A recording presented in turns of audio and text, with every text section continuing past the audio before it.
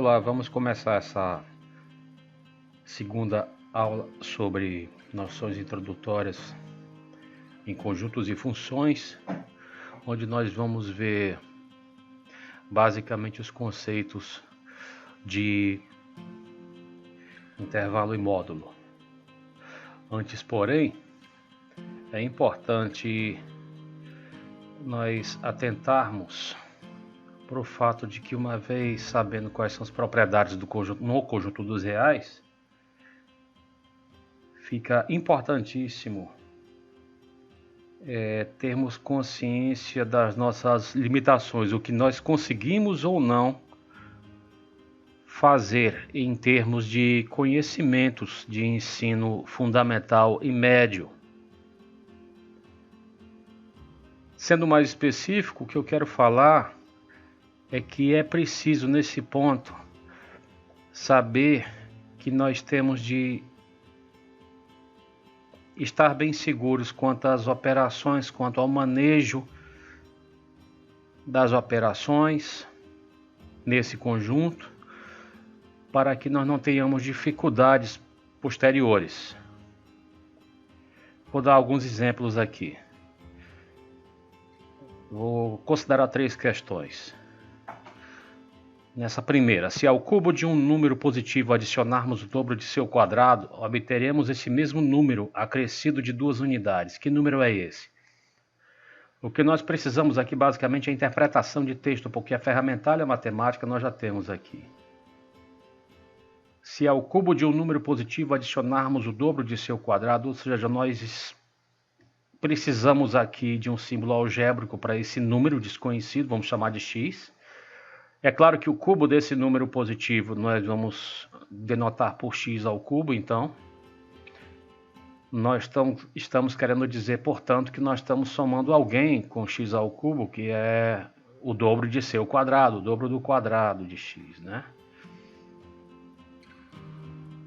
Vamos obter esse mesmo número acrescido de 2 unidades. Essa, portanto, a expressão algébrica, a tradução algébrica desse fato. Precisamos saber qual é o valor desse x. Nesse momento, o que se vê aqui é uma equação do terceiro grau. As pessoas podem querer desistir, né? Muita gente desiste nesse momento, passa para uma outra questão, caso isso seja uma questão de uma prova. Porque usa-se a desculpa de que não nos é fornecido comumente um método para resolução de equação do terceiro grau. Quando ela nos é posta dessa forma, significa que é possível resolvê-la, mesmo porque ninguém vê na escola ou mesmo na universidade a fórmula para resolução de equação do terceiro grau completa, que é a fórmula de Cardano-Tartaglia, até o nome é esquisito. Se ela é posta para que nós resolvamos aqui, significa que nós não precisamos lembrar de uma fórmula tão grande. Aquela fórmula Cardano-Tartaglia realmente é muito grande. Aqui, um pouco de atenção e de insistência vai nos permitir resolver essa equação. Vamos dar uma olhada. Aqui eu apenas passei tudo para o membro esquerdo da igualdade. Ok? E insistindo, prestando bem atenção, a gente pode, ao dar uma separada aqui, a gente pode reparar que uma pequena fatoração vai nos ajudar imensamente. Reparem que x ao cubo mais 2x ao quadrado é a mesma coisa que x quadrado que multiplica x mais 2. E por que isso é importante? Porque o x mais 2 está aparecendo aqui em 2 parcelas no membro esquerdo da igualdade. O que é que nós temos aqui então? Usando fatoração, que é novamente algo de caráter algébrico que nós precisamos lembrar, nós podemos então concluir que x ao cubo mais 2x quadrado menos x menos 2 é a mesma coisa que o produto desses dois binômios, x2 menos 1 e x mais 2. Então eu transformei aquela equação polinomial do terceiro grau, eu fatorei aquela expressão do terceiro grau, né, num produto de duas expressões, uma do segundo e outra do primeiro grau. Agora vejam o que nós temos aqui. Nós temos um produto que dá zero. Então, ao trabalharmos com isso, significa que ou um dos fatores é zero ou o outro é zero, né? Ou x2 menos 1 é zero ou o x mais 2 é zero. Daí nós vamos concluir o seguinte: se o x quadrado menos 1 for zero, significa que ou x é 1 ou x é menos 1. E se o x mais 2 for igual a zero, significa que o x é menos 2. Aí estão os valores que o x poderia assumir, 1 ou menos 1 ou menos 2. Só que a questão agora está resolvida, porque nós queríamos um número positivo que funcionasse de tal forma. E o único, portanto, que se nos apresenta aí é 1. Essa é a solução. Esse é um exemplo de uma questão que exige um pouco, quase nada, de trato algébrico. Geralmente aquilo que a gente faz no nono ano, no oitavo ano, perdão. Mas principalmente uma interpretação de texto. Interpretação de texto é uma das principais deficiências da maioria dos alunos. E, pasmem, de muitos professores também. É um problema sério que deve ser atacado. E é por isso que eu estou frisando isso aqui, porque, na verdade, a interpretação de texto acarreta em muitos insucessos em provas, em cursos inteiros, às vezes. Isso é muito importante. Eu vou aqui chamar atenção para uma outra deficiência através de um outro problema. Resolva em R a equação raiz de x2 menos 9 igual a x mais 5. Muito bem, um erro muito comum é declarar que a raiz de x2 menos 9 é a raiz de x2 menos a raiz de 9. Isso está errado.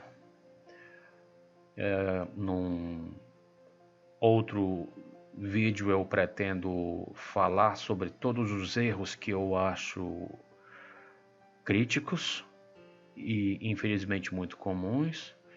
Eu acho que vai ser um vídeo importante, porque além de falar naquelas deficiências em língua portuguesa, eu vou falar também nas deficiências que devem ser atacadas na área da matemática.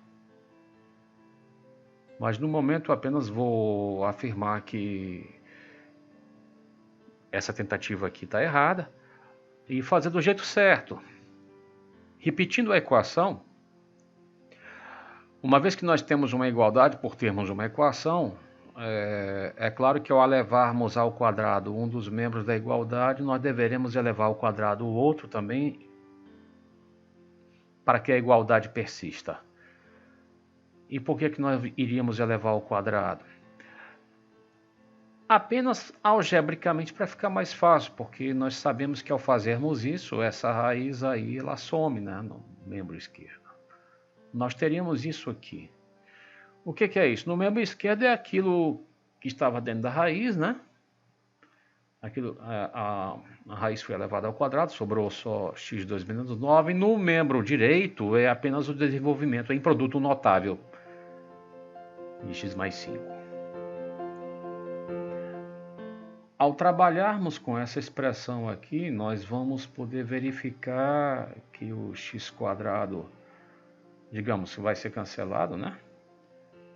Nos dois membros. E mantendo apenas o 10x no membro direito, o que nós vamos obter é isso. Após simplificação, nós vamos poder encontrar que o x é menos 17 quintos, e ao substituirmos esse valor ali na equação original, a gente verifica que esse é o valor correto, de fato. Isso é uma questão bem simples que não poderia ser resolvida caso tivéssemos cometido aquele erro ali em vermelho, né? E infelizmente é um dos erros muito comuns. Muito bem. Eu vou falar sobre um outro problema sério agora. Não diz respeito tão diretamente às operações, ao manejo delas em R, mas é um outro fato que eu julgo muito importante também, que é o desconhecimento de alguns fatos básicos que podem prejudicar muito, mesmo aqueles que já estão muito acostumados com o manejo das operações em R. Vou usar como exemplo um problema de geometria. Determine a medida do circunraio de um triângulo isósceles ABC, cuja base mede 8 centímetros e os outros dois lados medem 5 centímetros. Muito bem, vamos imaginar aqui que estejam contornados os problemas de interpretação de texto, e mesmo assim sobrarão alguns outros problemas. Por exemplo, o que é circunraio de um triângulo? Antes de mais nada, vamos expor aqui a situação. Um triângulo ABC. No meu desenho aqui, o AB e o AC são os lados congruentes, ou seja, os lados de mesma medida, e portanto BC é a base, aquela que mede 8 centímetros. AB e AC, portanto, mediriam 5 centímetros cada uma. Vamos falar o que é circunraio. Todo triângulo na geometria euclidiana admite um circuncírculo. O que é um circuncírculo? Circuncírculo é um círculo cuja circunferência passa pelos 3 vértices. Tá? É essa circunferência vermelha e a circunferência do circuncírculo desse triângulo. O que é o circunraio desse triângulo? É o raio dessa circunferência. Eu repito, da circunferência que passa pelos 3 vértices desse triângulo. Eu repito, todo triângulo na geometria euclidiana admite um circuncírculo e, portanto, admite o circunraio. Resta, entretanto, outro problema, é saber como calcular esse circunraio. Se desconhecermos uma fórmula bem simples, que é também parte do escopo do ensino médio, nós não conseguiríamos prosseguir muito nesse problema. E a fórmula é essa. ABC igual a 4RS, onde AB e C são os comprimentos dos lados do triângulo, R é o circunraio e S é simplesmente a área desse triângulo. Se nós desconhecermos esse fato aí, nós precisaríamos no mínimo deduzi-lo novamente e com alguma sorte encontraríamos, né? Muito bem, vamos usar isso aqui. Substituindo A, B e C pelas medidas, nós vamos ter 8 vezes 5 vezes 5 igual a 4RS, ou seja, 8 vezes 5, 40, vezes 5, 200, no membro esquerdo, igual a 4RS. Passando o 4 e o S para o membro esquerdo, nós obteríamos 50 sobre S. Né? Então, o circunraio seria 50 sobre S, onde S é a área desse triângulo. Outro problema aparece aqui, é o problema que resolveria isso tudo de uma vez, que é saber quem seria a área desse triângulo. A área de um triângulo é o menor dos problemas para todos nós. Quase nenhum de nós tem dúvida sobre isso. A área de qualquer triângulo é o produto da base pela altura e dividido isso por 2, né? O problema aqui é que a altura desse triângulo com respeito à base 8 não está muito explícita para nós. Existe, no entanto, uma fórmula para a área do triângulo que infelizmente também não é muito divulgada, embora pertença ao escopo do ensino médio, na verdade fundamental, e é a fórmula de Herão para a área de um triângulo em função apenas dos comprimentos dos lados. É essa aqui, S igual a raiz de P vezes P menos A vezes P menos B vezes P menos C, onde P é o semiperímetro do triângulo. O que é o semiperímetro do triângulo? É a metade do perímetro, ou seja, a metade da soma dos lados. Como os lados aí medem 8, 5 e 5, então o perímetro seria 18 e, portanto, o semiperímetro P seria 9. Né? Muito bem. Substituindo nessa fórmula o valor de P e os valores de A, B e C, A igual a 8, B igual a 5 e C igual a 5, por exemplo, nós vamos ter isso aqui. Ou seja, S igual a raiz de 9 vezes 1 vezes 4 vezes 4. Felizmente é um cálculo bem simples que nos vai possibilitar encontrar que essa área vai ser 12. Então, encontrando o valor da área, basta substituir nessa expressão para encontrarmos o valor de R, né? Simplificando, nós vamos ter 25 sextos. Agora, o que aconteceria se nós não conhecêssemos a fórmula de Herão? Ainda ficaríamos sem a área. Como nós sabemos, e isso eu tenho quase certeza que não há dúvida entre nós, que a área de qualquer triângulo é base vezes altura sobre 2, vamos procurar a altura. A altura vai dividir essa base em dois segmentos. Um deles eu vou chamar de x e o outro, portanto, vai ser 8 menos x. Nós temos aí, reparem, a altura, como toda altura, relativa a um lado, ela corta esse lado fazendo ângulo reto, evidentemente. Então isso nos dá dois triângulos retângulos. Os dois têm hipotenusa 5, né?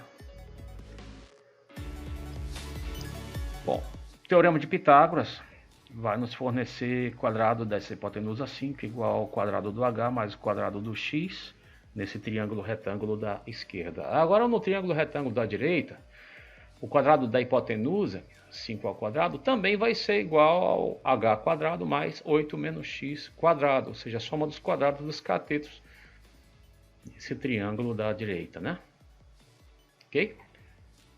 E agora? Eu vou abandonar esse 5 quadrado igual aí. Ele não vai ser necessário para nós. Embora seja um fato verdadeiro, isso aí não vai ser mais necessário. Eu vou utilizar apenas esse restante. O que eu fiz aqui? Apenas desenvolvi esse produto notável, 8 menos x quadrado.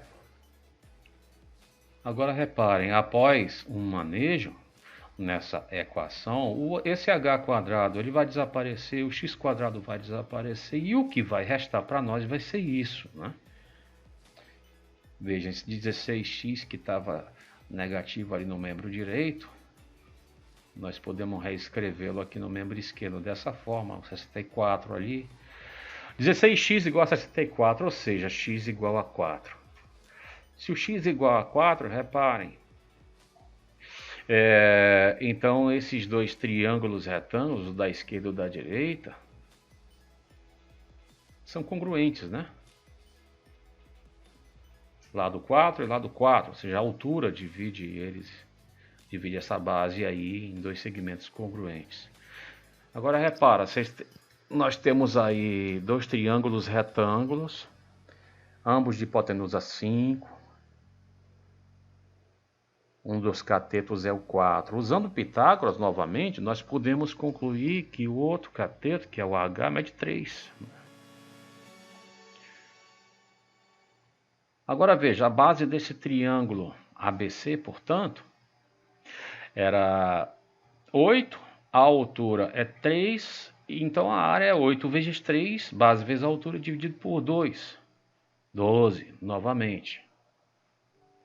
Aí é só aplicar na expressão para encontrarmos aquele valor que nós tínhamos encontrado.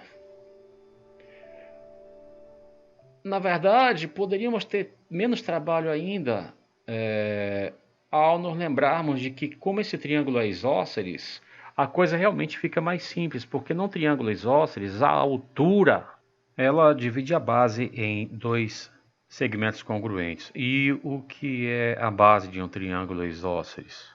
Bom, se num triângulo isósceles, por definição, dois dos lados são congruentes, a base é o outro lado. Tá?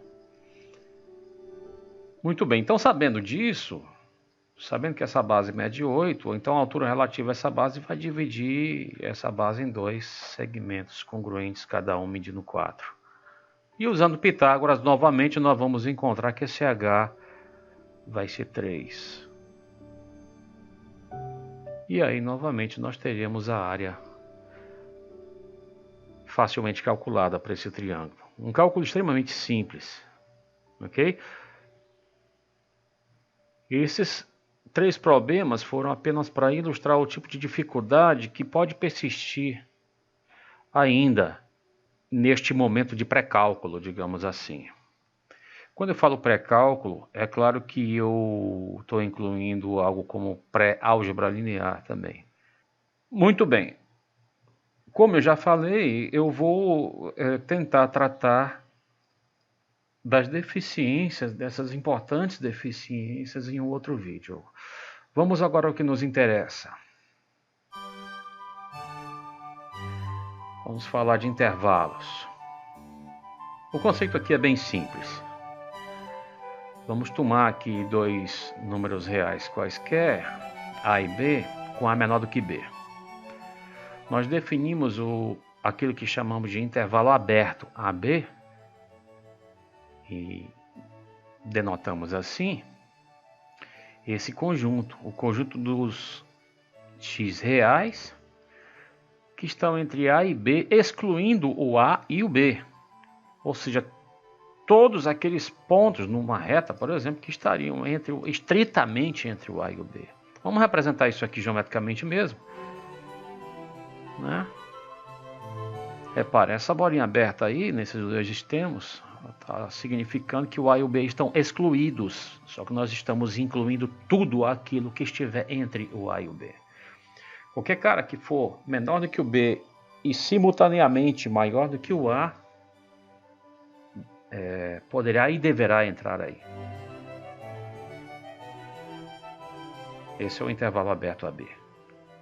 Bom, nós definimos o intervalo fechado em A e aberto em B como sendo o conjunto de todos aqueles números reais maiores ou iguais a A e simultaneamente menores que B. Numa reta, a representação geométrica é bem simples aqui. É uma bola fechada no A para indicar que o A foi incluído. É todo mundo entre o A e o B, incluindo o A e excluindo o B. O mecanismo é esse, né? Intervalo aberto em A e fechado em B é o conjunto de todos aqueles números reais maiores do que A e menores ou iguais a B, simultaneamente. Numa reta, isso daqui vai ser representado dessa forma. A bola aberta está no A e fechada no B. Um intervalo fechado a B é definido como o conjunto de todos aqueles pontos que estão entre o A e B, incluindo o A e o B, que no desenho ficaria assim.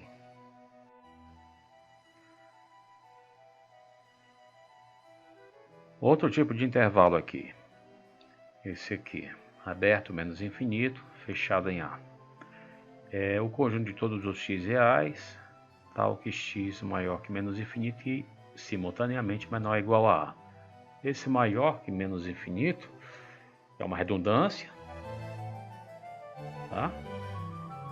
E na verdade é até quase um preciosismo. É melhor até que escrevamos x pertencente a R tal que x é menor ou igual a A. Isso já diz tudo. Geometricamente o desenho ficaria assim. Todos aqueles elementos de R menores que A, incluindo o próprio A.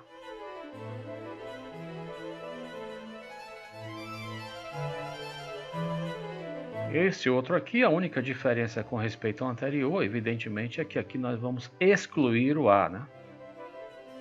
Ok? Bom, intervalo aberto em A até o mais infinito. Vai ser o conjunto de todos os x reais, maiores que A, menores que infinito. E eu repito, aqui bastaria que escrevêssemos x pertencente a R tais que A menor que x. Pronto, isso já seria suficiente. Graficamente nós teríamos isso, né? Excluindo A. E o último caso, incluindo o A, é só uma modificação com respeito ao caso anterior, que botar a bola fechada em vez de aberta. Aqui notem que nesses últimos 4 casos, onde tem mais infinito ou menos infinito, evidentemente, nós temos o colchete aberto aí. Não teria sentido botar colchete fechado em mais infinito ou em menos infinito, porque isso significaria que o mais infinito ou menos infinito teria sido atingido, em outras palavras, ele seria um número, e o mais infinito ou menos infinito não é um número. Muito bem. Esses aí são os tipos de intervalos existentes. Em cálculo, principalmente, nós vamos trabalhar muito com eles. Ok? E é uma definição bem simples mesmo. Ela nos ajuda, inclusive, a entendermos melhor a próxima definição, que vai ser definição de módulo. Felizmente, módulo é uma coisa que nós já vimos. Não com a definição rigorosa que a gente vai colocar aqui. Muito provavelmente não. Nós já vimos. Módulo de um número inteiro, por exemplo, lá no 7º ano, né? Transforma todo número inteiro num número positivo, né?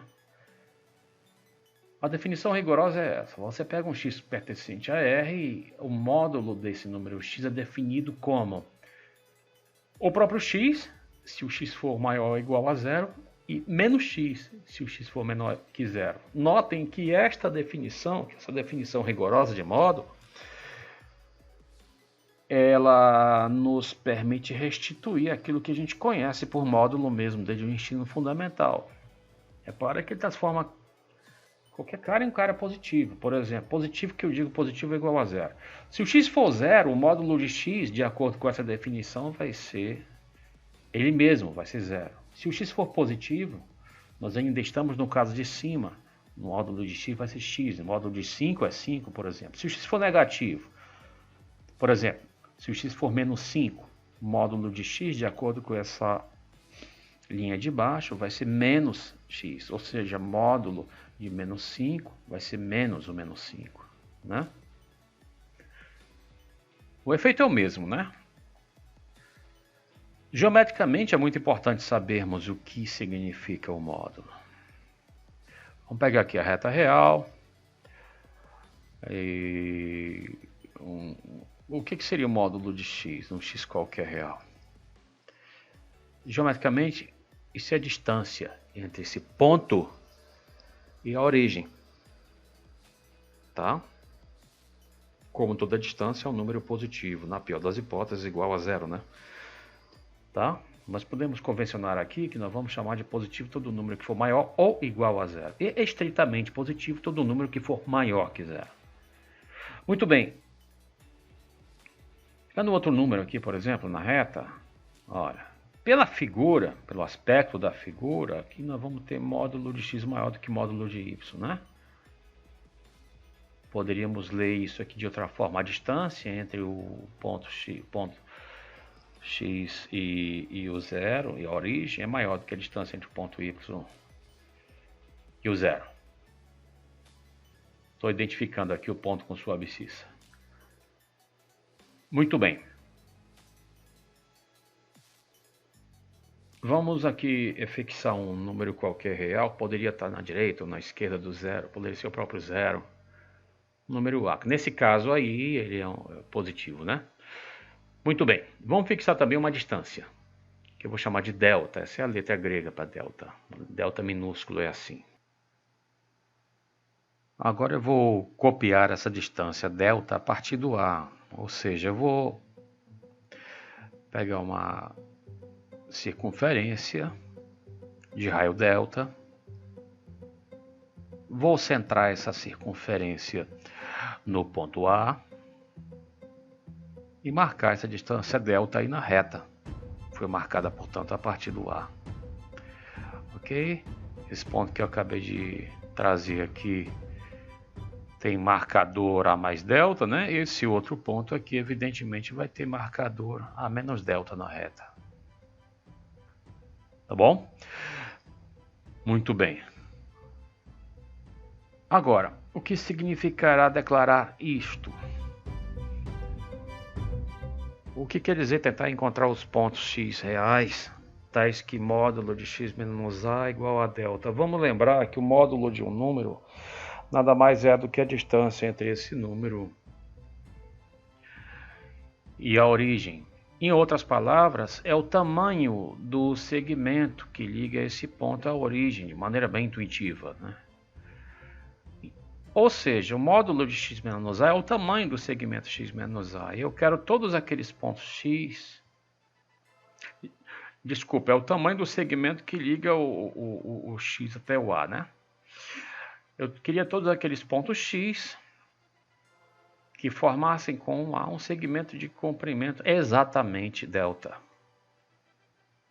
Seriam só esses dois, repare, esses dois pontos amarelos aí. A distância entre cada um desses pontos e o A é precisamente delta. Nós dizemos que essa é a solução gráfica para esta equação modular. Mas a solução algébrica, que é o que mais nos interessa no momento, e é a solução rigorosa, é essa: x igual a menos delta ou x igual a A mais delta. Ok? Muito bem. Reparem que passando o A para o membro esquerdo, em qualquer uma dessas duas igualdades aí, nós obtemos x menos A igual a menos delta ou x menos A igual a delta. Em todo caso, o módulo disso vai ser delta. Prosseguindo. O que significaria declarar isso? Significaria declarar que o tamanho do segmento, ligando o representante do x ao representante do A, seria menor ou igual a delta. Nós queremos todos os pontos x de forma que o tamanho desse segmento seja menor ou igual a delta. Vamos dar uma olhada aqui no desenho. Repara. Eu quero todo x que pertença a este intervalo. Aqui. O x pode passear, pode e deve passear à vontade aqui nesse intervalo fechado, né? Qualquer que seja o lugar que ele esteja, desde que aí, neste intervalo fechado, ele satisfaz esta inequação modular, que é assim que nós chamamos. Por quê, gente? Por causa do seguinte. Veja, a distância entre esse x e o A, entre qualquer um desses x que estiver passeando aí, o A vai ser, se ele estiver dentro desse intervalo, ela vai ser menor do que delta. Nós representamos isso assim: o x deverá estar algebricamente, o próprio desenho nos diz, entre o A menos delta e o A mais delta, vejam. X pode assumir, inclusive, o A menos delta, porque se ele assumir o valor A menos delta, a distância entre ele e o A vai ser precisamente delta, né? X deverá ser maior ou igual a menos delta e, simultaneamente, menor ou igual a mais delta, né? Ok? Muito bem.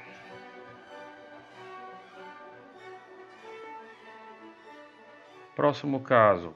O que significaria declarar que o módulo de x menos a é menor do que delta? Uma pequena diferença com respeito ao caso anterior, simplesmente com a modificação de que agora os extremos estão excluídos, né? Como nós poderíamos imaginar. X pode passear aqui à vontade. Desde que, evidentemente, não assuma esses extremos, a menos delta e a mais delta, e muito menos que fuja, né, desse intervalo. Ok? Como é que seria a expressão algébrica para esta inequação modular? x maior do que A menos delta, né? E ao mesmo tempo menor do que A mais delta. Essas coisas são sinônimas. Módulo de x menos A menor do que delta e A menos delta menor do que x menor do que A mais delta.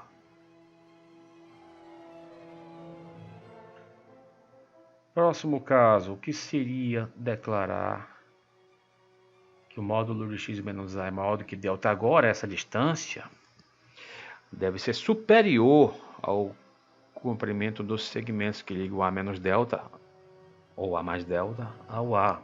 Essa distância deverá ser superior a delta, né? O nosso x deveria estar por aqui, em qualquer uma dessas regiões amarelas, em qualquer um desses intervalos aí. Se o x estiver aqui, por exemplo, esse é um dos lugares onde ele poderá estar. Vejam, nesse caso, a distância entre ele e o A é de fato maior do que delta.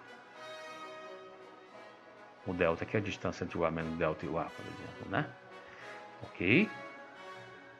Se ele estiver aqui,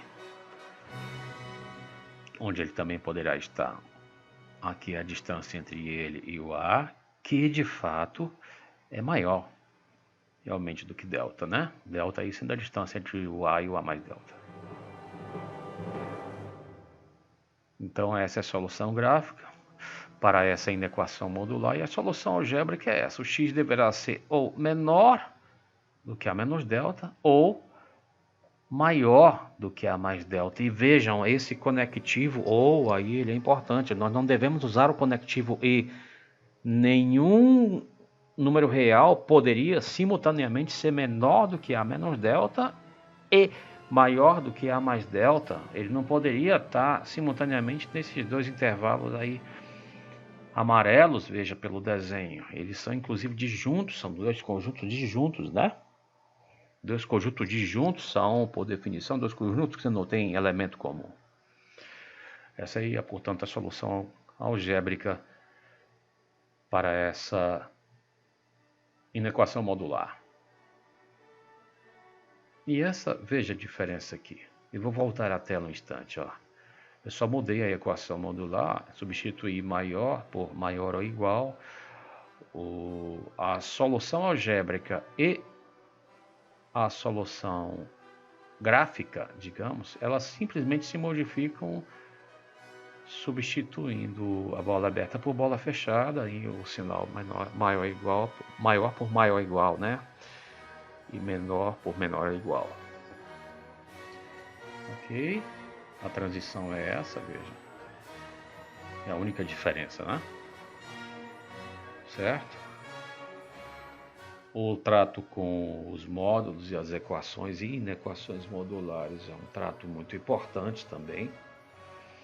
É importante que tenhamos algum treinamento, é importante fazermos algum treinamento nisso com vários exercícios.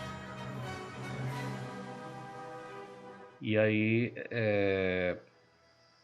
eu creio que tenhamos falado pelo menos o básico necessário para que nós possamos continuar e passar na próxima aula efetivamente ao estudo das funções. Obrigado por terem assistido.